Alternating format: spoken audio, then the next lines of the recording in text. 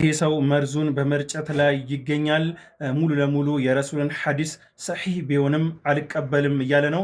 እንደዚሁም ሰላትን በተመለከተ ከይፍያው ቁርአን ላይ ስላልመጣ በራሴ መንገድ ነው ሰላትን የምሰግደው ወይ ሰላትን በራሴ መንገድ ነው የምረዳው እያለ እየዘባረቀ ይገኛል። ቪዲዮን ተመልከቱትና ተመልሼ እመጣለሁ። ቁርአን አዛዥ ነው። በቁርአን እንጂ ነጃ የምትወጣው በሶላት ያዝልኝ። በቁርአን እንጂ ነጃ የምትወጣው ቁርአን ውስጥ በሌለው ስግደትህ ነጃ ትወጣ አልኩ እኮ። አንድ በመጀመሪያ ደረጃ እኔ አሁን ቁርአን አለ ብዬ ወይም ደግሞ ስግደት የሚባል ነገር አለ ብዬ አምኜ ተቀብዬ እንዴት ልስገደው? ተኝቼ ነው የሚሰግደው? ቆመኝ ነው የሚሰግደው? እንዴት ነው የሚሰግደው? ይሄን ንገረኝ ያልኩን አስረዳኝ። እየሰማኸኝ አይደለም አልኩህ እኮ እየሰማኸኝ አይደለም። ቅድም ረጅም ሰዓት ያንተ ስግደት የለም ቁርአን ውስጥ እኮ አትሰማም እንዴ ላላህ ብለህ ስህተት መሆኑ መጀመሪያ እንስማማ። እሺ በጣም ጥሩ።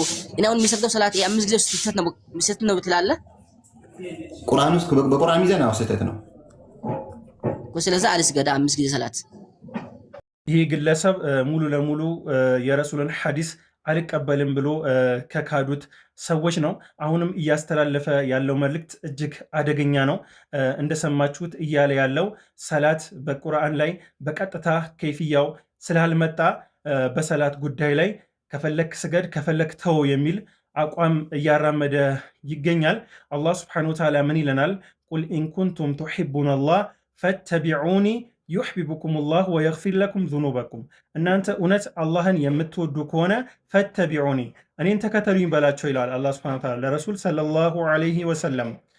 እኔን የምትከተሉኝ ከሆነ ዩሕቢቡኩም ላህ አላህ እናንተን ይወዳቸዋል፣ የግፊር ለኩም ዙኑበኩም ኃጢአታችሁንም ይምራቸዋል።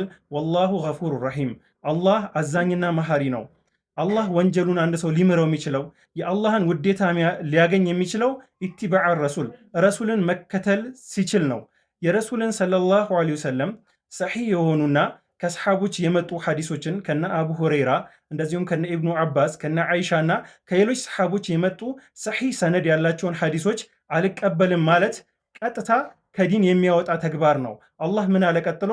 ቁል አጢዑ ላህ ወረሱል ፈኢን ተወለው ፈኢነላህ ላ ዩሒቡል ካፊሪን። አላህና መልእክተኛውን ታዘዙ፣ ይህን አናደርግም ካላችሁ አላህ ከሃዲዎችን አይወድም። አንድ ሰው ቀጥታ በሐዲስ በረሱል ሰለላሁ ዐለይሂ ወሰለም ንግግር የሚክድ ከሆነ ከእስልምና የሚያወጣ ነው። በዛ ላይ ደግሞ ይሄ ኩፍሩል አስገር ሳይሆን ኩፍሩል አክበር ወደ ትልቁ ክህደት ውስጥ የሚከት አደገኛ መንገድ ነው። እና እነኚህ ሰዎች እያራመዱት ያለው አቋም በጣም ዘግናኝና ጥፋት የሆነ ነው። በዚህ ጉዳይ ላይ እስከ ዛሬ ቪዲዮ ሰርቼ አላቅም። እንደዚህ አይነት አቋም ያላቸው ሰዎች እንዳሉ በአቅም እርግጥ በእኔ ቀድር ስለዚህ ጉዳይ ማውራት ራሱ በጣም የሚከብድ ነው። ምክንያቱም ይሄ መስአላ ቀጥታ ወደ ኩፍር ውስጥ አንደርድሮ የሚከት ነውና ይህንን መንገድ እየተከተሉ ያሉ ሰዎች ራሳቸውን ከማበላሸት አልፈው ይህንን መርዛቸውን ወደ ሌሎች እየረጩ ይገኛሉና በዚህ ጉዳይ ዑለሞች ጠንከር ያለ እርምጃ ሊወስዱ ይገባል። እንደዚሁም እንደዚህ አይነት ሰዎች ይሄ እንደ ሀሳብ ነፃነት ሊታይ አይገባም። ይሄ ጥሜት ነው፣ ግልጽ የሆነ ጥሜት ነው። ራሳቸው ላይ ያደረጉት ጥሜት አንሷቸው ቀጥታ ሌሎችም ሰዎች በዚህ ጉዳይ ላይ እያነሳሱ ይገኛልና እነኝህን ሰዎች በቀጥታ መጋፈጥ ያለብን ጊዜ ላይ የደረሰን ይመስለኛል። ቪዲዮን ሼርና ሪፖስት ማድረጋችሁ እንዳዘነጉት። አሰላሙ አለይኩም ወረሕመቱላህ